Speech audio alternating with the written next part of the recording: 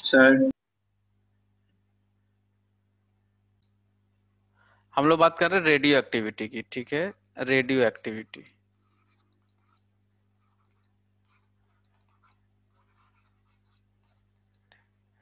इसका फिक्स है क्वेश्चन कहाँ से आता है इस चैप्टर्स में, रेडियो एक्टिविटी के से ही आता है, ठीक है। मीन लाइफ, हाफ लाइफ, ये सारे क्या होते हैं, कितने पार्टिकल्स डिके होंगे इतने टाइम में, कितने बचेंगे, वहां से क्वेश्चन आता है, ठीक है। थोड़ा इंपॉर्टेंट चैप्टर है ये, मतलब सब टॉपिक तुम बोल सकते हो। रेडियो एक्टिविटी, ठीक है। जो भी मैं पढ़ा हूँ बिल्कुल याद कर लेना, याद होना चाहिए बिल्कुल क्या चल रहा है यहाँ पे, ठीक है। ये नहीं दिमाग लग रहा है कि ऐसा क्यों होगा वैसा क्यों होगा, याद होना चाहिए भाई। टी हाफ इतना होता है, मिन लाइफ इतना होता है, इसको ये बोलते हैं, डी के कांस्टेंट ये होता है, एक्टिविटी ये होती है, बिल्कुल याद होना चाहिए डेफिनेशन वाइज, ठीक है। तो क्वेश्चन धड़ाक से लगेगा, ठीक है। केमिस्ट्री वाला ही देखो, होगा। हाँ ऑलमोस्ट उसी के जैसा है, रेडियो एक्टिविटी ऑलमोस्ट उसी के जैसा है, ठीक है। अपने को बहुत सारी चीजें पता है, ठीक है। रेडियो एक्टिविटी कैसे हुआ था, अचानक से वो बेकुरेल थे एक मैडम, उन्होंने देखा कि लाइक कलर चेंज हो रहा है, तो फिर उन्होंने पढ़ना शुरू किया, तो फिर सारी चीजें उठ के आई कि यार ऐसा भी कुछ होता है, जो कि नेचर में काफी इंपॉर्टेंट था उस टाइम और आज भी, ठीक है। रेडियो एक्टिविटी कहाँ होगा, तुम्हारे पास पीरियोडिक टेबल में एलिमेंट भी है रेडियो एक्टिव एलिमेंट, प्लूटोनियम है, थोरियम है, यूरेनियम है, यूरेनियम का अलग अलग आइसोटोप्स हैं, तो सारे अनस्टेबल न्यूक्लियस हैं। जितने भी रेडियो एक्टिव एलिमेंट्स हैं उनके न्यूक्लियस क्या होते हैं, अनस्टेबल होते हैं। जैसे जो मैं लास्ट टाइम तुम्हें स्टेबिलिटी कर बताया था, वो तो 20 वाले पट्टी को छोड़ के बाकी न्यूक्लियस क्या हो गए, अनस्टेबल हो गए। जब लोगों ने पढ़ा कि कुछ ही स्टेबल न्यूक्लियस है, उनका उन्होंने ग्राफ बना लिया, ठीक है, एटॉमिक नंबर के बेसिस पे। तो रेडियो एक्टिविटी ऑब्वियसली वही शो करेंगे जिन एलिमेंट्स के न्यूक्लियस अनस्टेबल है, ठीक है। तो अब इसमें हुआ क्या, देखो रेडियो एक्टिविटी में, ठीक है, अपने को ये पता है कि देखो मान लो कोई भी एलिमेंट है, एक कोई एलिमेंट एक्स है, ठीक है यार, उसका एटॉमिक नंबर कुछ होगा, उसका मास नंबर कुछ होगा, ठीक है। मास नंबर में यानी प्रोटॉन्स प्लस न्यूट्रॉन होंगे अपने पास, ठीक है। अब अपने को ये देखना है कि मान लो न्यूक्लियस है, न्यूक्लियस में मेरे पास number of protons plus number of neutrons, let say मैंने बोल दिया 20 है, ठीक है ना, 20 है मान लो मास नंबर, ठीक है। न्यूक्लियस तुम बोल सकते हो। अब मान लो यार थोड़ी देर के बाद इसके न्यूक्लियस बचे 5, तो 15 न्यूक्लियस कहाँ गए भाई, उड़ गए, खत्म हो गए, डिके हो गए, खत्म हो गए, डिसइंटीग्रेट हो गए। तो ऐसा तुम मान सकते हो। तो इस टाइप की चीज यहाँ पे अपन पढ़ने वाले हैं। कितने देर में 15 न्यूक्लियस खत्म हो गए वो पढ़ेंगे, कितने देर में पूरा न्यूक्लियस खत्म हो जाएंगे वो पढ़ेंगे, इतने देर में इतना न्यूक्लियस क्यों खत्म होंगे वो भी पढ़ेंगे। तो इस टाइप का अपन चीज यहाँ पे देखेंगे, ठीक है। तो बेसिकली रेडियो एक्टिविटी अपने को क्या होता है, इसका आइडिया लग गया है कि कोई भी एलिमेंट है, थोड़े टाइम के बाद डिके होता जाएगा, डिके होता जाएगा, उस टाइप के प्रोसेस को हम लोग रेडियो एक्टिव डिके बोलते हैं, ठीक है। कौन शो करेगा भाई, जो भी रेडियो एक्टिव एलिमेंट है। सर रेडियो एक्टिव एलिमेंट क्या होता है, जिसके न्यूक्लियस क्या है भाई, अनस्टेबल है, रेडियो एक्टिव डिके, ठीक है। कौन शो करेगा, जिसके न्यूक्लियस क्या है, अनस्टेबल, अनस्टेबल न्यूक्लियस, ये अपने को पता होना चाहिए, ठीक है, अनस्टेबल न्यूक्लियस। अब देखो जो लोगों ने पढ़ा तो 3 तरीके की रेडियो एक्टिव डिके इन्होंने बताया, ठीक है ना।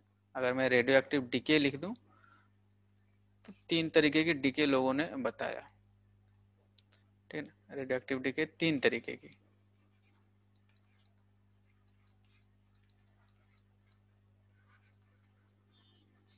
ठीक, एक लोगों ने बोला भाई अल्फा डीके होगा, एक लोगों ने बोला कि भाई बीटा डीके होगा, और एक लोगों ने बोला गामा डीके होगा। ये लोगों ने बताया, ठीक है, मैडम ने बताया, मैडम लाइक एस बेकरेल, ठीक है, उन्होंने बताया कि 3 तरीके की भाई डीके होगी कोई सी भी एलिमेंट की, अगर रेडियो एक्टिविटी के बेसिस पे हम लोग बात करेंगे। अल्फा है, बीटा है, गामा है। मोटा मोटा फंडा क्या है, राम कहानी अपन नहीं जानेंगे। अल्फा का मतलब क्या होगा कि हीलियम पार्टिकल्स डीके हो रहे हैं, ठीक है ना, He24, He24 भाई डीके हो रहे हैं, ठीक है। बीटा में मतलब क्या हो गया, इलेक्ट्रॉन, सीधा सीधा इलेक्ट्रॉन्स डीके हो रहे हैं। गामा में क्या होता है यार, एनर्जी डीके होती है, but most of the time तुम रिलेट कर सकते हो कि जो तुम अभी मैटर वेव्स पढ़े थे, डी ब्रुगली वेवलेंथ, तो मैटर वेव्स का कॉन्सेप्ट यहाँ पे आता है गामा डीके में, ठीक है। तुम पढ़ोगे कि इतना किलो वोल्ट की एनर्जी रिलीज होती है, मेगा इलेक्ट्रॉन वोल्ट, ये सब ठीक है, बट मोटा मोटा जो फंडा है अपना कि अल्फा डीके क्या हुआ भाई, हीलियम पार्टिकल्स डीके हो रहे हैं, ठीक है। और बीटा का मतलब क्या हो गया यार, इलेक्ट्रॉन्स निकल रहे हैं। इलेक्ट्रॉन्स में भी तुम देखोगे कि एक अलग तरीके का पार्टिकल है, पॉजिट्रॉन भी लोग बोलता है, ठीक है, पॉजिट्रॉन। सर ये नया नाम आप क्यों बता रहे हो? पॉजिट्रॉन क्या होता है यार, मास नंबर इलेक्ट्रॉन के बराबर ही होगा, लेकिन जो साइन तुम लिखते हो जैसे -1.6 इंटू 10⁻19 लिखते हो, इसका हम लोग मान लेते हैं कि भाई पॉजिटिव 1.6 लिखेंगे। इस टाइप की चीजें हम लोग इसको मानते हैं। मास इलेक्ट्रॉन के बराबर ही होगा, लेकिन जो चार्ज है -1.6 की जगह अपन +1.6 लिख लेंगे, तो पॉजिट्रॉन बोलते हैं। तो ये तीन तरीके की डीके है अपने पास, अल्फा बीटा गामा, इसके बारे में भी हम लोग जानेंगे, ठीक है। तो उसके पहले सबसे पहले हम लोग जो बात करेंगे, ठीक है, कि भाई ये डीके होता क्या है, जैसे कैसे डीके होते हैं, इसके कुछ लॉज बनाए गए, ठीक है। लॉज देखो, कोई बड़ा सा लॉ नहीं है कि भाई ये gravitational law of Newton's law, इस टाइप का कोई कुछ अपने पास नहीं है। सिंपल है, बेसिक लॉ है, ठीक है। भाई मेरे पास 1000 रुपए हैं, खर्चा होगा तो जितना मैं खर्चा कर रहा हूँ मेरे पास जितना पैसा होगा उसी उसके प्रोपोर्शनल होगा ऑब्वियसली। तो यही इसका लॉ है, ठीक है, सिंपल सा लॉ। अल्फा बीटा गामा अपने को तीन तरीके की डीके पता होना चाहिए कि भाई अल्फा में He2 4 निकलते हैं, बीटा में इलेक्ट्रॉन्स निकलते हैं, पॉजिट्रॉन भी बोल सकते हो, गामा में सर एनर्जी निकलेगी, या मैटर वेव्स के कॉन्सेप्ट में बात कर सकता हूँ, जो कि मेगा इलेक्ट्रॉन वोल्ट या इलेक्ट्रॉन वोल्ट की बातें होती थी। तो ये अपनी डीके है, ठीक है। अब इसके कुछ लॉज पढ़ते हैं रेडियो एक्टिविटी के, ठीक है। ये देखो, रेडियो एक्टिविटी का लॉ जो बनाया गया, लोगों ने बनाया, वो बोला कि इस टाइप की चीजें बनाया गया, ठीक है। रेडियो एक्टिविटी लॉ तुम बोल सकते हो या डीके भी बोल सकते हो, ठीक है। बोला कि यार मान लो मेरे पास कोई सैंपल n है, नंबर ऑफ न्यूक्लियॉन्स, ठीक है ना, या नंबर ऑफ सैंपल्स भी बोला जाता है, लैंग्वेज तुम समझो इस चीज को, नंबर ऑफ सैंपल्स भी बोला जाता है यार, और तुम नंबर ऑफ न्यूक्लियॉन्स भी बोल सकते हो, ठीक है, नंबर ऑफ न्यूक्लियॉन्स, ठीक, मतलब प्रोटॉन प्लस न्यूट्रॉन।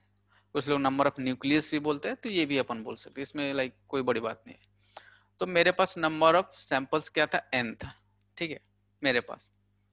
अब मान लो ये रेडियो एक्टिव एलिमेंट है, ठीक है, n क्या है भाई, रेडियो एक्टिव एलिमेंट के बारे में अपन पढ़ रहे हैं, रेडियो एक्टिव एलिमेंट।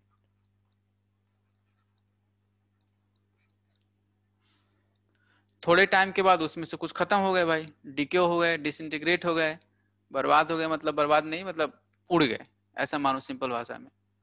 तो मान लो डीएन पार्ट इसका उड़ गया, ठीक है ना, मान लो टोटल नंबर n था, तो इसमें से डीएन पार्ट उड़ गया, ठीक है। कितने टाइम में भाई, लेट से dt टाइम में, ठीक है। अब ये किसके प्रोपोर्शनल होगा भाई, मेरे पास था 1000 रुपया, मैं पॉकेट खर्चा करता हूँ, पैसे उड़ा रहा हूँ, 10 रुपया उसको, 20 रुपया उसको, गरीब हूँ तो मतलब उस हिसाब से उड़ा रहा हूँ, 5 रुपया 2 रुपया उसको, ऐसे उड़ा रहा हूँ पैसे। तो भाई किसके प्रोपोर्शनल होगा भाई, मेरे पास जितना पैसा होगा उसी के प्रोपोर्शनल होगा। तो यही लॉ है इसका कि भाई इनिशियली क्या था, मेरे पास n न्यूक्लियंस थे या n नंबर ऑफ सैंपल्स था, उसमें से कुछ कुछ उड़ रहे हैं, डिके हो रहे हैं, वो किसके प्रोपोर्शनल होगा भाई, जितना मेरे पास था। तो dn बाई dt क्या होगा, डायरेक्टली प्रोपोर्शनल टू n। बहुत बेसिक, कि भाई dn पार्टिकल्स डिके हुए हैं कितने टाइम में, dt टाइम में, ठीक है।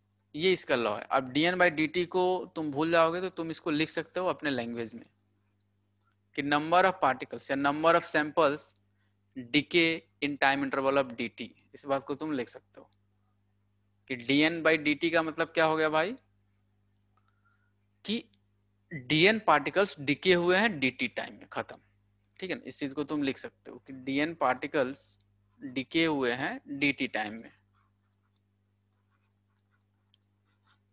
डिके इन dt टाइम,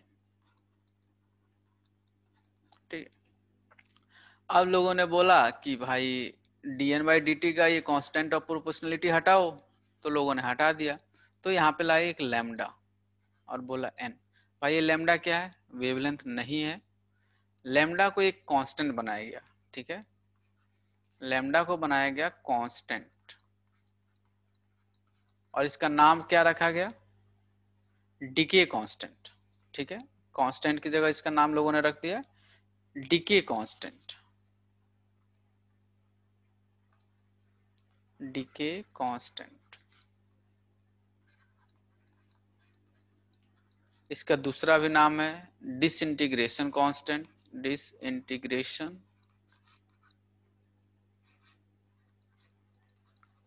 कांस्टेंट। इस लैम्डा का हर एक नाम याद होना चाहिए, या और भी आएगा उसके सारे नाम याद होने चाहिए। ठीक है, कभी मान लो अलग नए नाम से आ गए, पता चला तुम ढूंढ रहे हो, ऊपर देख रहे हो कि भाई कौन सा नाम ये आ गया, तो ऐसे नहीं होना चाहिए, पूरा नाम याद होना चाहिए। लैम्डा को डीके कांस्टेंट भी बोल सकता हूं मैं, डिसइंटीग्रेशन कांस्टेंट भी बोल सकता हूं। मतलब एक प्रॉपर्टी होगी या एक कांस्टेंट होगा जो बताएगा भाई कि इस रेट से तुम्हारी सैंपल डीके होगी, डिसइंटीग्रेट होगी, उड़ेगी। सिंपल हिंदी भाषा में, इतना से धीरे धीरे खत्म होगा तुम्हारा सैंपल। ठीक है, अब ये है अपना लॉ। ठीक है ना भाई, रेडियो एक्टिविटी लॉ। और अपने को पता है कि लॉ कभी चेंज नहीं होता है, अगले 1500 1000 साल कभी चेंज नहीं होगा लॉ। ठीक है, लॉ नहीं चेंज होता है। ठीक, तो अब ये देखो, अब लोग यहाँ पे माइनस भी लगा दिए। ठीक है, तो ये कोई बड़ी बात नहीं है माइनस लगाना। माइनस क्यों लगाए, अपने को ये बात पता है, तुम ही बता सकते हो, तुम ही में से कोई एक बताओ माइनस क्यों लगाया गया। इतना उसमें से कम हो रहा है, कम हो रहा है, घट रहा है, इसलिए लोगों ने लगा दिया माइनस। ठीक है, माइनस से कुछ वो नहीं बताएगा, माइनस बताएगा भाई डिक्रीज हो रहा है। देख भाई मेरे पास 20 न्यूक्लियस थे, अब थोड़े टाइम के बाद 5 उड़ गए हैं, 15 बचे हैं यार, 7 उड़ गए हैं, 13 बचे हुए हैं। तो अगर तुम चेंज भी निकालोगे, जैसे छोटू चेंज अगर निकालोगे, तो फाइनल माइनस इनिशियल वो भी निगेटिव ही आएगा। समझ में आ रहा है, तो इसलिए लोगों ने माइनस लगा दिया कि माइनस क्या बताएगा कि डिक्रीज हो रहा है, दैट्स इट। ठीक है, माइनस अगर तुम लिखना चाहते हो ये क्या हो रहा है, मतलब डिक्रीमेंट दिखा रहा है ये। तो ये क्या है भाई, रेडियो एक्टिविटी का लॉ, एनसीईआरटी में आएगा, राइट रेडियो एक्टिविटी लॉ, सीधा यही लॉ लिखना है, यही रेडियो एक्टिविटी का लॉ है। ठीक है, इसको कुछ लोग डीके लॉ भी बोलता है भाई, डीके लॉ, किस लॉ से डीके हो रहा है तुम्हारा सैंपल। क्लियर है। अब देखो, अब इसमें छोटी छोटी बातें कुछ अपन सीखेंगे। ठीक है, अपन सीखेंगे। ठीक है, चलो यहां तक क्लियर है। अब देखो, मान लो, क्लियर है सर। मान लो जो तुम्हारे पास डीके लॉ आया था, वो डीके लॉ आया है भाई कि देखो dn अपॉन dt तुम्हारे पास आया है माइनस लैम्डा n आया है। इसको थोड़ा सजाते हैं। सर ये dn को आप इधर लाओ, तुम्हें समझ में आ रहा है मैं क्यों कर रहा हूँ इधर, और ये आया dt आया। ठीक है, अब सर अपन करेंगे इसको इंटीग्रेट। ठीक है यार, मान लो t इज इक्वल टू 0 पे मेरे पास इनिशियल सैंपल क्या था, n not. t is equal to 0 पे इनिशियल सैंपल क्या था, n नॉट। ठीक है यार, n नॉट। किसी t टाइम पे कुछ पार्टिकल उड़ गए और बचे कितने यार, n। Simple integration. इनिशियली क्या था, n नॉट सैंपल था, t टाइम पे बचे मेरे पास n सैंपल, तो उड़े कितने यार, n नॉट माइनस n। हाँ या ना, इतने उड़ गए, इतने डीके हो गए, इतने डिसइंटीग्रेट हो गए। अब सिंपल इस इंटीग्रेशन को सॉल्व करोगे तो क्या आ जाएगा, मैं डायरेक्ट लिख रहा हूँ ln n upon n not 1 upon x ln x, limit रखोगे तो ln x1 minus ln x2, तो x1 अपॉन x2 तुम लिख लोगे, तो ln n minus n not minus lambda t। ठीक है यार, ये मैंने इंटीग्रेशन कर दिया। इसको और सुंदर तरीके से लिखोगे तो देखो n नॉट क्या आ जाएगा यार, n नॉट, n क्या आ जाएगा, n nought e to the power minus lambda t। ये भी बहुत काम की चीज है। तो यानी तुम ऐसे भी बोल सकते हो, मान लो कि ये सर जो कितने पार्टिकल्स या कितने न्यूक्लियस डिको हो रहे हैं, ये it is a function of time. ठीक है, अगर लिखना चाहूँ तो सर मैं ये फंक्शन ऑफ टाइम लिख सकता हूँ ऐसा, एन नॉट, ये लिखने के तरीके हैं, ई माइनस लैम्डा टी। तो मतलब किसी टी टाइम पे कितने सैंपल्स अभी हैं, यही हुआ ना यार, इसका मतलब किसी टी टाइम पे कितने अभी सैंपल्स हैं, वो इस लॉ से चलेगा। अपना टी की वैल्यू डालूंगा, अपने को पता चलेगा भाई मेरे पास अभी इतना सैंपल है, ये कॉन्सेप्ट है अपना। ठीक, एन नॉट क्या था भाई, इनिशियल सैंपल था, 10 सेकंड के बाद कितना सैंपल बचेगा ये बच अपने पास रहेगा।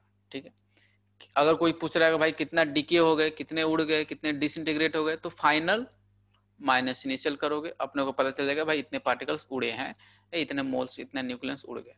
समझ में आ रहा है? अब देखो, अब इसको क्या करते हैं, ठीक है, इसमें एक और दो चीज अपन समझते हैं। ठीक है, एक टर्म और डिफाइन किया गया, यहाँ तक क्लियर है सब लोगों को? Yes sir. ठीक, अब देखो एक टर्म डिफाइन किया गया इसमें आर। ठीक है, आर डिफाइन किया गया। आर क्या होता है, देखो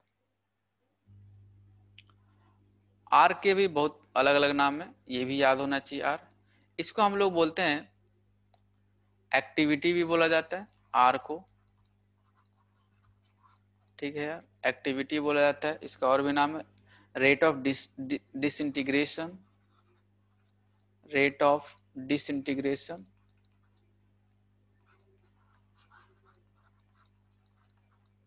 इसका अलग और नाम है रेट ऑफ डिके भी है, रेट ऑफ डिके। अरे डीएन डी है ना, क्या? अरे आर डीएन बाई dt है ना। हाँ, अभी हम लोग बात करेंगे आर के बारे में, पहले इसका नाम देख रहे हैं। आर को क्या क्या बोलते हैं यार, एक्टिविटी बोलते हैं, रेट ऑफ डिसइंटीग्रेशन भी बोलते हैं, और रेट ऑफ डिके भी बोलते हैं। डिके कांस्टेंट अलग है, रेट ऑफ डिके अलग है। डिके कांस्टेंट लैम्डा है, रेट ऑफ डिके आर है। तो ये बिल्कुल ध्यान रखिए। अभी देखो आर को डिफाइन किया कैसे कैसे किया गया, कि जो भी तुम्हारे सैंपल्स हैं किस रेट से वो लोग डिके होंगे, dn बाई dt। जो तुम्हारे पास जो सैंपल्स आया था किसी टी टाइम के बाद, ये तुम्हारे पास सैंपल्स आया था कि देखो सर एन नॉट इंटू ई की पावर माइनस लैम्डा टी, किसी भी टी टाइम के बाद ये सैंपल्स आया था। अब ये सैंपल्स किस रेट से उड़ रहे होंगे उसको हम लोग बोलते हैं आर। ठीक है यार, अगर तुम डिफिनेशन लिखना चाहते हो तो तुम डिफिनेशन लिख सकते हो। ठीक है, लिखे सब लोग, total decay rate of a sample, simple NCERT का डिफिनेशन अपने को पता होना चाहिए। ठीक है ना, decay rate is the number of nuclei, लिखे सब लोग, डिके रेट इसका definition, it is number of nuclei, number of nuclei disintegrating per unit time, number of nuclei decaying या डिसइंटीग्रेटिंग, ये बिल्कुल याद होना चाहिए जैसे मुझे याद है, इंटीग्रेटिंग पर यूनिट टाइम। ठीक है, कि आर क्या होता है, लैम्डा क्या होता है, dn by dt minus lambda n। Sir ये डीके लॉ होता है, आर डीके रेट होता है, या एक्टिविटी भी इसको कुछ लोग बोलते हैं। तो न्यूक्लियाई किस रेट से डिसइंटीग्रेट होते हैं उनको आर बोलते हैं। तो इसका मतलब इसको डिफ्रेंशिएट करोगे तो मैं इसको लिख सकता हूँ, मान लो अगर मैं इसका डिफ्रेंशिएशन करूं तो इसका डिफ्रेंशिएशन तुम्हें दिखेगा कि एन नॉट ई की पावर एक्स का ई की पावर एक्स, और ये वेरिएबल है तो इसका माइनस लैम्डा यहाँ पे आ जाएगा। ठीक है, और इस चीज को तुम क्या बोलते हो, आर बोलते हो। ठीक है, तो कुछ लोग इसको ऐसे भी लिखता है कि आर को आर नॉट भी लिखता है, ई की पावर माइनस लैम्डा टी भी लिख लेता है। ठीक है, तो ये कोई बड़ी बात नहीं है। जैसे n is equal to N naught e की पावर माइनस लेमडा टी था, वैसे ही तुम r को भी ऐसे लिख सकते हो, आर नॉट ई की पावर माइनस लेमडा टी। तो ये एक्टिविटी के साथ अपना रिलेशन, कि इनिशियल एक्टिविटी कितनी थी, किसी टी टाइम के बाद कितनी एक्टिविटी होगी, वो तुम निकाल सकते हो। तो r अपने को पता होना चाहिए क्या होता है। ठीक है, अब तुम आर नॉट को क्या लिखा है तुमने, आर नॉट को तुमने लिखा है लैम्डा एन नॉट। ठीक है, लैम्डा एन नॉट। ठीक है, तो ये अपने को ध्यान होना चाहिए, ये चीज याद होना चाहिए कि भाई एक्टिविटी क्या होता है, lambda into N nought. Activity क्या होता है, initial activity lambda into N nought, और किसी भी लाइक आर निकालोगे तो लैम्डा इंटू एन। तो ये अपने को पता होना चाहिए। आर क्या है भाई, एक्टिविटी, बिल्कुल याद होना चाहिए। एक्टिविटी क्या होता है, लैम्डा इंटू एन, खत्म। ठीक है, लैम्डा, डीके कांस्टेंट, एन क्या है, ये वाला n, वो तुम्हें समझ में आ जाएगा क्या लेना है। क्लियर है इतना?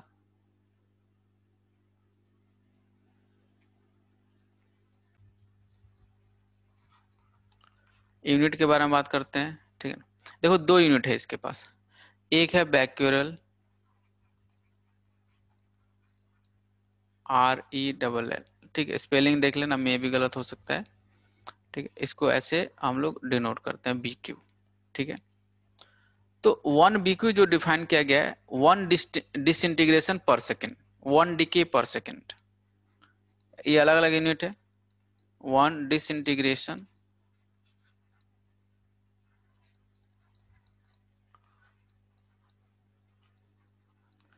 पर सेकेंड। सर इसका मतलब क्या हो गया कि भाई एक सेकेंड में लेट से एक न्यूक्लियन जा रहा है, उड़ रहा है, खत्म हो रहा है, डिके हो रहा है, ठीक है ना, या एक न्यूक्लियस खत्म हो रहा है एक सेकेंड में, वो 1 BQ डिफाइन किया गया है, 1 BQ, ठीक है, ये यूनिट है। एक और यूनिट डिफाइन किया गया 1 क्यूरी, तो वो थोड़ी बड़ी यूनिट होती है। ये कितनी होती है भाई? 3.7 इंटू 10⁻10, आई थिंक 10⁻10 BQ। ये क्या हो गया? क्यूरी क्या हो गया? बड़ी यूनिट हो गई। इसका मतलब क्या हो गया यार? एक सेकेंड में इतने डिके होगा, इतने न्यूक्लियस खत्म होंगे, ये बड़ी यूनिट हो गई। क्यूरी क्या हुई? बड़ी यूनिट। बेक्यूरल क्या है? छोटी यूनिट। कि एक डिसइंटीग्रेशन होगा एक सेकेंड में, वो क्या होगा? 1 बेक्यूरल, 1 BQ। 3.7 इंटू 10⁻10 डिसइंटीग्रेशन हो एक सेकेंड में, तो क्या बोलेंगे? 1 क्यूरी। तो ये यूनिट बिल्कुल ध्यान होना चाहिए, बिल्कुल याद होनी चाहिए कि भाई क्या होता है। क्यूरी क्या है? बड़ी यूनिट है। बेक्यूरल क्या है? छोटी यूनिट है। एक डिसइंटीग्रेशन एक सेकेंड में, इतना डिसइंटीग्रेशन 3.7 इंटू 10⁻10 एक सेकेंड में, 1 क्यूरी, ठीक है। तो ये यूनिट अपने को ध्यान होना चाहिए। उसके बाद जो इसमें बात करेंगे, अब देखो मान लो मेरे पास कोई भी सैंपल है, ठीक है ना। मान लो मेरे पास ये सैंपल है, इनिशियली मेरे पास ये सैंपल था x, जिसके मतलब कोई एलिमेंट है मेरे पास x, ये कोई एलिमेंट है। इनिशियली मेरे पास इसके कितने न्यूक्लियस थे? n न्यूक्लियस थे भाई, या n न्यूक्लियस थे या सैंपल्स थे, ठीक है यार। अब मेरे को पता करना है कि इन लोगों का कितने देर में कितना सैंपल बचेगा, कितना सैंपल डीके होगा। इनका लॉ थोड़ा डिफरेंट होता है, इनको अलग तरीके से अपन हैंडल करते हैं, ठीक है ना, रेडियो एक्टिव एलिमेंट को। इनके लिए जो हमारे पास है कि भाई कितने देर में हाफ बचेगा, 20% बचेगा, 25% बचेगा, उसके लिए इनका डिफाइन किया गया, हाफ लाइफ डिफाइन किया गया कि भाई कितने टाइम में ये आधा हो जाएंगे। हाफ लाइफ का यहाँ से अपने पास कॉन्सेप्ट है कि हाफ लाइफ क्या है यार। मान लो मेरे पास 20 सैंपल है, 20 न्यूक्लियंस है, 20 न्यूक्लियंस है, कितने देर में 10 हो जाएंगे। तो कितने देर में 10 हो रहे हैं, इस देर को हम लोग क्या बोलेंगे, इस समय को हम लोग क्या बोलते हैं? हाफ लाइफ बोलते हैं, ठीक है। तो हाफ लाइफ का कॉन्सेप्ट है। हाफ लाइफ क्या होगा यार? लिखो अपने लैंग्वेज में,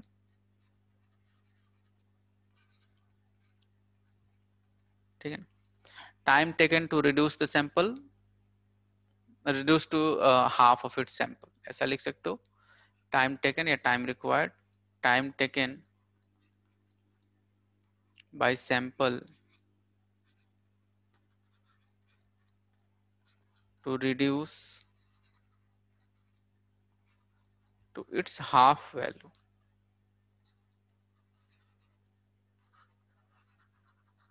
ठीक है। कितने देर में सैंपल आधा हो जा रहा है, जैसे 50 मेरे पास न्यूक्लियस थे, कितने देर में 25 हो जाएंगे, उसको हम लोग हाफ लाइफ बोलते हैं, ठीक है। अब देखो काफी आसान है, ये हाफ लाइफ निकाला कैसे जाता है।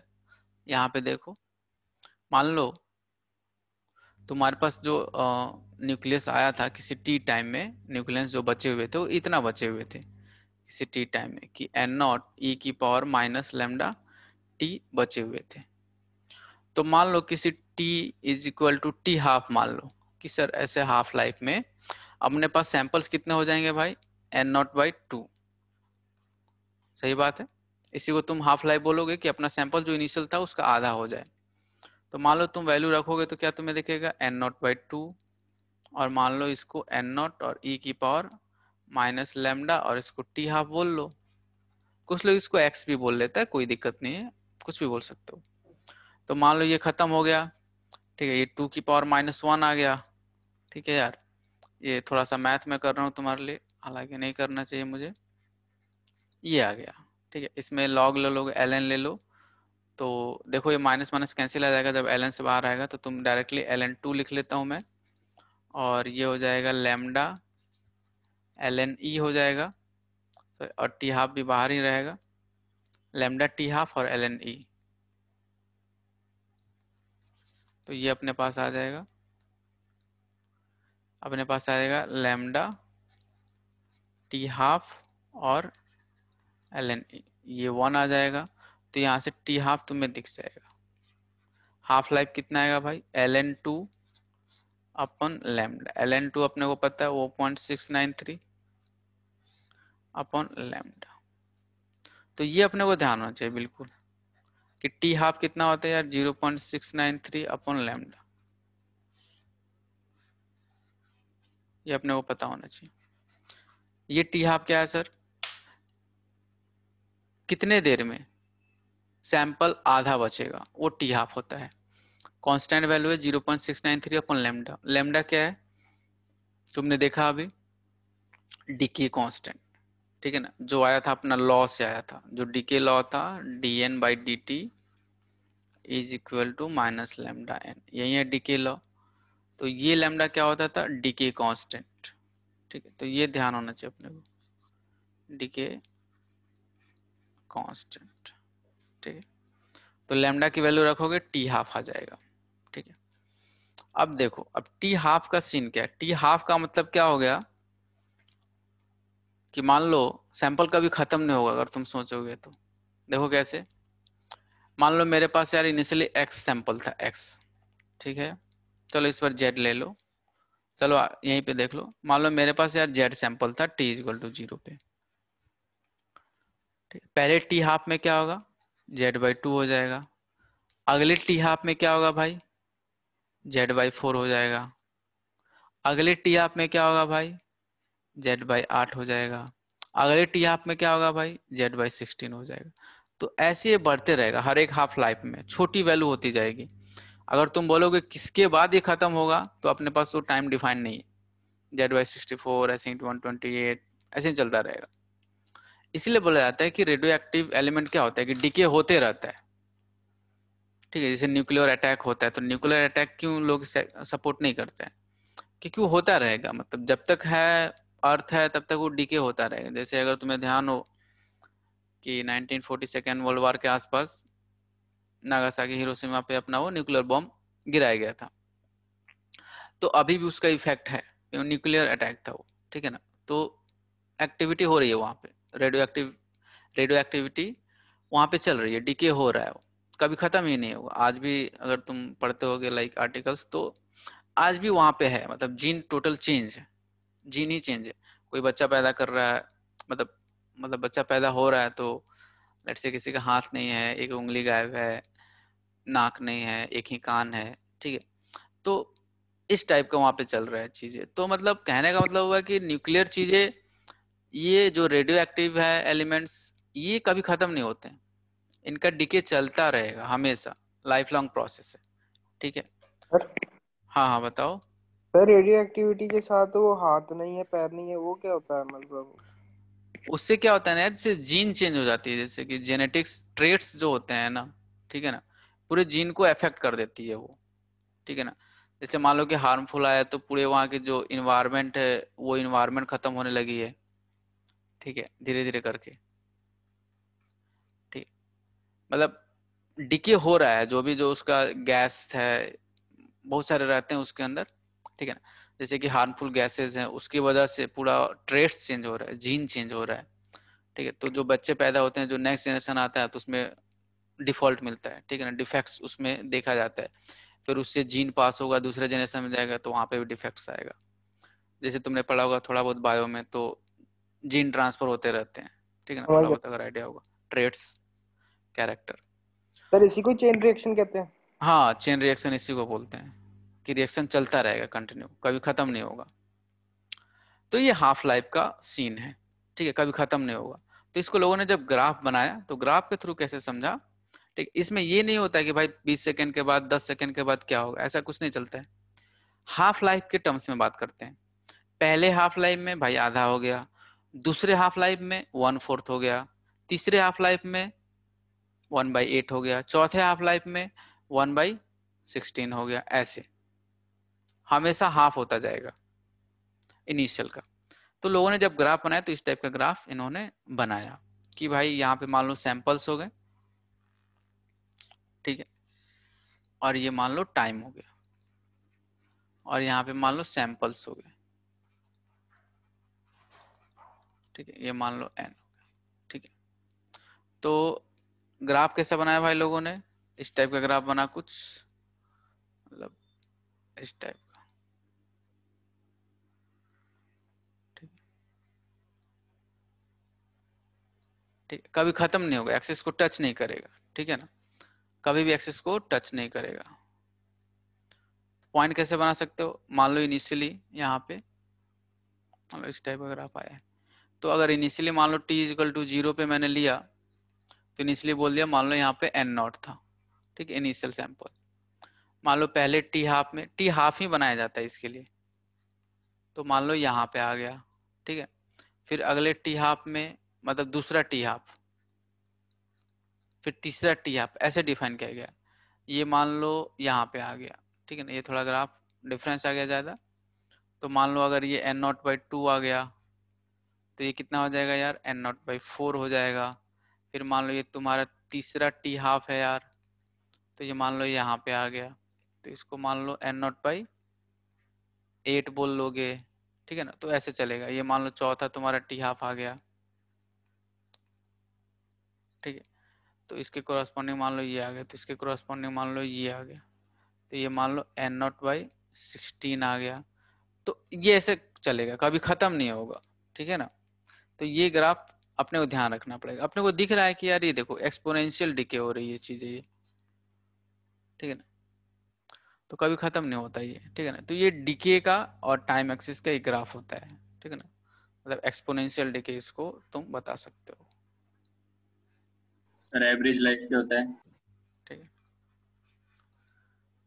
एवरेज लाइफ तो यार, एवरेज तुमने कितना पढ़ाई किया उसी का एवरेज अपन निकालेंगे। एवरेज लाइफ का तो यही मतलब हुआ ना कि तुमने 2 साल में कितने देर पढ़ाई की है, ठीक है। एवरेज लाइफ क्या होता है, एवरेज देखो, एवरेज क्या है यार, मान लो 5 लोग हैं मेरे घर में, 10-10 रुपए कमाते हैं, तो एवरेज कितना कमाते हैं, 10 रुपए, 50/5, ठीक है। तो अपन एवरेज वैसे ही निकालते हैं, ठीक है। अब देखो एवरेज का तुम्हें पढ़ोगे नहीं समझ में आएगा, ठीक है। एनसीईआरटी में क्या होता है, एवरेज का डेरिवेशन आता है, ठीक है, मे भी शायद पिछले साल आया था डेरिवेशन, ठीक है ना, 2019 के पेपर में। तो डेरिवेशन समझ में नहीं आता है। देखो करना कैसे है डेरिवेशन, मैं तुम्हें बता रहा हूँ, मीन लाइफ का या टोटल लाइफ का। अब ये चीज अपने को समझ में आ गया कि भाई एलिमेंट कभी खत्म नहीं होगा। एक्स एलिमेंट तुमने लिया हो, लेट्स से 20 सैंपल है, 20 न्यूक्लियस है, तो वो कभी खत्म नहीं होगा, लास्ट में बच ही जाएगा थोड़ा सा। तो लोगों ने बताया कि छोड़ो यार, इसको अपन डायरेक्ट ऐसे पढ़ते हैं, ऐसे पढ़ते हैं कि एक एवरेज टाइम निकाल लेते हैं कि ये लोग खत्म हो जाएगा, एवरेज टाइम। हालांकि रियली में खत्म नहीं होगा, लेकिन अब पता कर लें कि भाई एवरेज इतना टाइम में खत्म हो जाएगा ये चीज। तो वहां से लोगों ने मीन लाइफ या एवरेज लाइफ का कॉन्सेप्ट लाया। मीन लाइफ या एवरेज लाइफ क्या होगा यार, जितने देर में पूरा सैंपल तुम्हारा खत्म हो जाएगा। इस बात को तुम लिख सकते हो, हालांकि लिखने वाली बात नहीं है, ठीक। मीन लाइफ या average life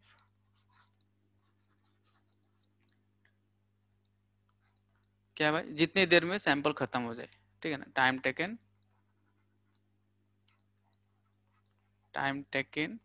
for complete disintegration, time taken for complete decay या डिसइंटीग्रेशन तुम बोल सकते हो, डीके या डिसइंटीग्रेशन, ठीक। ठीक, अब देखो ये कैसे आता है भाई, ठीक है, जो बताऊं याद कर लेना और वहीं डेरिवेशन जाके कर देना, ठीक है, याद भी रखना, ठीक है, बस समझ भी सकते हो, ऐसा कुछ नहीं है, ठीक है। टोटल लाइफ अपने को निकालना है यार, तो अपन कैसे एवरेज निकालें, एवरेज लाइफ कैसे निकालें, सिंपल सा कॉन्सेप्ट है। अपन जब 8 9 10th में एवरेज पढ़ते थे, तो टोटल अपॉन भाई कितने नंबर है वही एवरेज होता था। तो मान लो एवरेज लाइफ मेरे को निकालना है, तो मैं तो अपने फंडामेंटल से चलूंगा भाई कि भाई देखो एवरेज लाइफ निकालूंगा टोटल लाइफ या सम ऑफ ऑल लाइफ, यही करूंगा मैं, sum of all life divided by total number of nucleus कितने हैं अपने पास, ठीक है ना, टोटल नंबर ऑफ सैंपल कितना, यही होगा sum of all life divided by number of samples, या टोटल नंबर ऑफ सैंपल्स तुम बोल सकते हो, टोटल नंबर ऑफ सैंपल्स, यही होगा एवरेज लाइफ। अब देखो इसमें अपने को समझना क्या है, समझो। मान लो यार कि मेरे पास t इजकल टू 0 पे, ठीक है ना, t इजकल टू 0 पे मेरे पास इनिशियल सैंपल क्या था, n नॉट था, ठीक है ना भाई। 0 समय पे मेरे पास टोटल सैंपल n नॉट था इनिशियली, ठीक है। अब मान लो किसी t टाइम की बात कर रहे हैं अपन, तो कुछ सैंपल गायब हो गए होंगे n नॉट में से, सही बात है, उड़ गए होंगे अगर रेडियो एक्टिव एलिमेंट है तो, हाँ या ना, कुछ सैंपल उड़ गए होंगे। तो अपन बात करते हैं जिस टाइम से थोड़ा सा ऊपर जाके, dt टाइम इंटरवल ऊपर जाके, किसी t टाइम पे सैंपल कुछ बचे होंगे, कुछ उड़ गए होंगे, तो अपन जो बचे हैं उस पे बात कर रहे हैं, तो t टाइम पे बात कर रहे हैं, लेकिन t से थोड़ा सा ऊपर जाके बात कर रहे हैं dt टाइम पे, तो t प्लस dt टाइम पे मैं बात कर रहा हूं तुमसे, ठीक है, t प्लस dt टाइम पे, कि भाई मैं t पे भी बात कर सकता था बट dt टाइम भी मैं तुम्हें समझा रहा हूं कि मान लो n नॉट से सैंपल, अभी जो सैंपल होगा n होगा मान लो, ठीक है, या तुम पहले केवल इतना समझो, t पे समझो कि t इक्वल टू 0 पे मेरे पास सैंपल कितना था यार, n नॉट था, किसी t टाइम पे गया तो कुछ सैंपल उड़ गए होंगे, डीके हो गए होंगे, बचा हुआ n, ठीक है। तो इतना सैंपल बचा हुआ है, ठीक है, और इतना टाइम था, इतना सैंपल बचा हुआ है और इतना टाइम था। तो अगर मैं बात करूं तुमसे, ठीक है ना, अगर तुमसे मैं बात करूं कि भाई टोटल लाइफ कितना हुआ, टोटल लाइफ कितना हुआ, तो सर सिंपल सी बात है, t into N, time into sample, ये हुआ टोटल लाइफ। उस सैंपल का टोटल लाइफ कितना हुआ, t into N. Total number of sample कितना है भाई, जो अपने पास था n नॉट। अब ये छोटू छोटू लाइफ है, ठीक है, ये छोटे छोटे लाइफ है, ठीक है, छोटे छोटे लाइफ है, इनको जोड़ूंगा मैं, जोड़ने का मतलब क्या हुआ, इंटीग्रेशन सिंपल, और डिवाइडेड बाय टोटल सैंपल से मैं डिवाइड कर दूंगा, तो मेरे पास यार आ जाएगा एवरेज लाइफ या मीन लाइफ, यही कॉन्सेप्ट इसमें यूज होगा, ठीक है। तो चलो इसको समझते हैं, इसको करते हैं। करने का तरीका क्या है, देखो,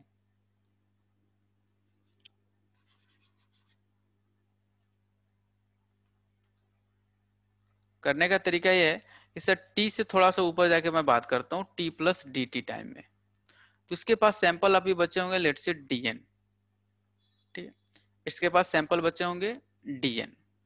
तो अगर मैं, मुझे टोटल लाइफ निकालना है सर, तो टोटल लाइफ निकालना तो मैं क्या करूंगा, t टाइम इंटू dn, ये मैं छोटे छोटे टोटल लाइफ हो गए, थोड़ा सा पार्टिकल डिके हुआ, बचा कितना dn, तो dn का छोटा सा जो पार्टिकल बचा हुआ है उसमें t से मल्टीप्लाई कर दूंगा, तो इतना ही टाइम होगा उसका लाइफ का, इतना ही चलेगा वो। तो इस छोटे छोटे को मैं इंटीग्रेट करूंगा, और नीचे जो छोटे छोटे जो सैंपल्स मेरे बचे हैं इनको इंटीग्रेट कर दूंगा, तो मेरे पास नीचे टोटल नंबर ऑफ सैंपल्स आ जाएगा। यही इसमें समझना है, बस यही मेन स्टेप है, ठीक है। अगर ये समझ में आ गया तो बाकी चीजें कुछ नहीं है। छोटू ये dn के इंटीग्रेशन अपने को समझ में आ रहा है भाई, कहां से कहां तक होगा। इनिशियली क्या था यार, n नॉट था, बाद में क्या होगा, खत्म, ठीक है। इनिशियली क्या था भाई, n नॉट था, dn का इंटीग्रेशन होने जा रहा है, बाद में क्या हो गया भाई, किसी t टाइम पे खत्म हो गया, ठीक है। तो ये अपना फंडामेंटल है किसी भी चीज का एवरेज या मीन निकालने का। ये क्या है भाई, लाइफ है, dn पार्टिकल्स का लाइफ है, और ये क्या है, नंबर ऑफ पार्टिकल्स है, तो ये मैं इंटीग्रेट कर रहा हूँ, ठीक है, यहां तक क्लियर है।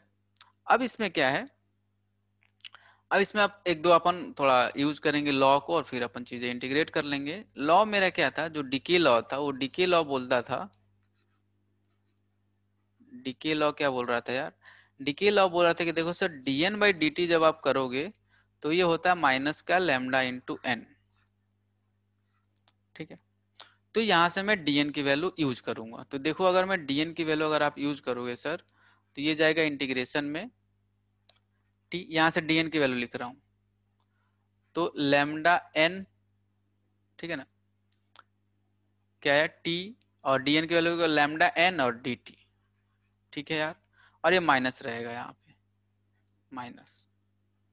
अब देखो अब यहाँ पे dn का इंटीग्रेशन था तो यहाँ पे आ गया dt का इंटीग्रेशन, तो यानी लिमिट चेंज होने जा रही है। लिमिट कैसे चेंज होगी यार, पहले t इक्वल टू 0 पे बात हो रही थी, अब मान लो किसी t टाइम में ये खत्म हो रहा है। ठीक है, वैसे नीचे भी इंटीग्रेशन आएगा, dn की वैल्यू क्या आ जाएगी minus lambda n dt। t equal to 0 से किसी t टाइम में खत्म हो गए सारे अपने, कंप्लीट डीके हो गया, तो उस t टाइम की बात कर लेते हैं। ये फंडामेंटल है, ऐसे अपने को चलना पड़ेगा। ठीक है, तो ये अपन क्या निकाल रहे हैं एवरेज लाइफ। अब देखो यार अगर तुम कैंसिल करोगे, कैंसिल कुछ मत करो, माइनस से माइनस को हटा सकते हो ज्यादा से ज्यादा तुम। ठीक है, अब नेक्स्ट स्लाइड पे चलते हैं, नेक्स्ट स्लाइड पे चले। देखो अब, सर हाँ बताओ। सर अब मैं इस करूंगा कि जो n है, ठीक है ना, कितने टाइम के बाद बचा हुआ है वो मैं निकाल सकता हूँ कि सर इनिशियली कितना था इंटू ई की पावर माइनस लेमडा टी। इस चीज का मैं यूज करूंगा। तो अगर मैं यूज करूँ इंटीग्रेशन में, ठीक है, तो ये t है और ये लेमडा है। अब मैं इस n का यूज करूंगा कि सर अब आप लिख लो इसको n नॉट ई की पावर माइनस लेमडा टी और ये dt, और इनिशियली नीचे कितना था टोटल सैंपल्स n नॉट, ये मैं लिख सकता हूँ इंटीग्रेशन 0 से t। तो ये एवरेज लाइफ आ सकता है। अब देखो अब कांस्टेंट है ये, तो अब मैं कैंसिल कर सकता हूँ। ठीक है ना, ये n और ये n कैंसिल आउट नहीं कर सकता हूँ मैं, अपने को पता नहीं है किस टाइम की बात हो रही है, तो ऐसे मैं कैंसिल आउट नहीं कर सकता हूँ। ठीक है, अब ये कांस्टेंट है तो मैं इनको बाहर लाके कैंसिल आउट कर सकता हूँ, अगर तुम्हें समझ में आ रहा है, बाहर आके कैंसिल आउट कर रहा हूँ, ऐसे अंदर नहीं। तो अब इसको तुम और थोड़ा सजा के लिखोगे तो तुम लिख सकते हो जो कांस्टेंट है वो लैम्डा है, जो कांस्टेंट तुम्हें दिया रहेगा, और 0 से t इंटीग्रेशन होगा, और ये इंटीग्रेशन होगा t इंटू ई की पावर माइनस लेमडा टी और डी टी। तो ये चीज इंटीग्रेशन में जाएगी तुम्हारे पास। अब इसका इंटीग्रेशन कैसे करोगे, बाई पार्ट से करना, by parts, integration by parts, U dot V, उससे इसका इंटीग्रेशन होगा। जो फाइनल आएगा इसको इंटीग्रेट कर लेना। ठीक है, जो फाइनल आएगा, करना तो करना, नहीं करना हो तो नेक्स्ट क्लास में मैं ही बता दूंगा, या तुम ट्राई करना इंटीग्रेशन। इंटीग्रेशन तो हो ही गया होगा, बाई पार्ट से करना, हाँ या ना बताओ। कर लेंगे। ठीक है ना, नहीं हो तो बता देना नेक्स्ट क्लास में। ठीक, यू डॉट बी। अब देखो एवरेज लाइफ का जो मेन आएगा, जब इसको सॉल्व कर लोगे तो तुम्हारे पास जो मेन एक्सप्रेशन आएगी एवरेज लाइफ या मीन लाइफ का,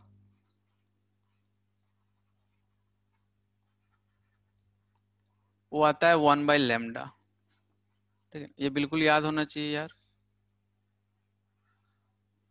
1/λ।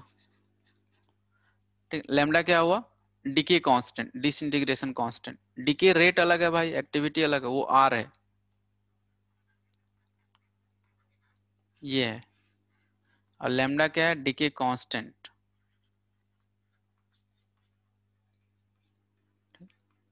तो ये टोटल लाइफ या मीन लाइफ तुम बोल सकते हो 1/λ। ठीक है, और हाफ लाइफ तुमने क्या निकाला था, हाफ लाइफ 0.693 अपॉन लैम्डा। तो इसको कुछ लोग ऐसे भी बोलते हैं, ठीक है ना, इसको टो से डिनोट करते हैं, टो से ऐसे, टॉर्क वाला टो, इसको लोग टो इंटू लैम्डा भी बोल लेते हैं। ठीक है, बट अपने को यही ध्यान रखना कि भाई ये होता है। ठीक है, तो हाफ लाइफ ये मिल लाइफ की बात होती है। अब देखो इसके क्वेश्चंस कैसे आते हैं, वो थोड़ा एक दो क्वेश्चन करते हैं, फिर थोड़ा अपने को आइडिया आएगा। ठीक है, यहाँ तक कोई डाउट है क्या किसी को? एक छोटा सा क्वेश्चन मान लो, ठीक है, कोई एलिमेंट है यार, ठीक है ना, जेड कोई एस कोई एलिमेंट है, ठीक है, उसका कुछ होगा, एटॉमिक नंबर ले लेते हैं, आई डोंट नो 13 ले लेते हैं ऐसे ही, और लेट्स इसका 27 ले लेते हैं, एस डैश कोई रैंडम एलिमेंट है, ठीक है, ये अपने पास एलिमेंट है। अगर मान लो सिंपल सा पहले हाफ लाइफ में, यानी पहले हाफ लाइफ में अब इसके इनिशियली सैंपल्स अगर मैं देखूं तो मान लो मेरे पास इसके इनिशियली सैंपल ले लेते हैं अपन 30 ले लेते हैं, ठीक है, तो पहले हाफ लाइफ में कितने बचेंगे यार 15। तो अगर मैं पूछूं तुमसे तीसरे हाफ लाइफ में क्या बचेंगे, तीसरे हाफ लाइफ के बाद कितना सैंपल बचेगा, देखोगे तो देखो सर पहले हाफ लाइफ में 15 हो गया, दूसरे हाफ लाइफ में इसका आधा हो गया, तो कितना हो गया सर 7.5 हो गया, फिर तीसरे हाफ लाइफ में उसका भी आधा जाएगा, तो 7.5 का आधा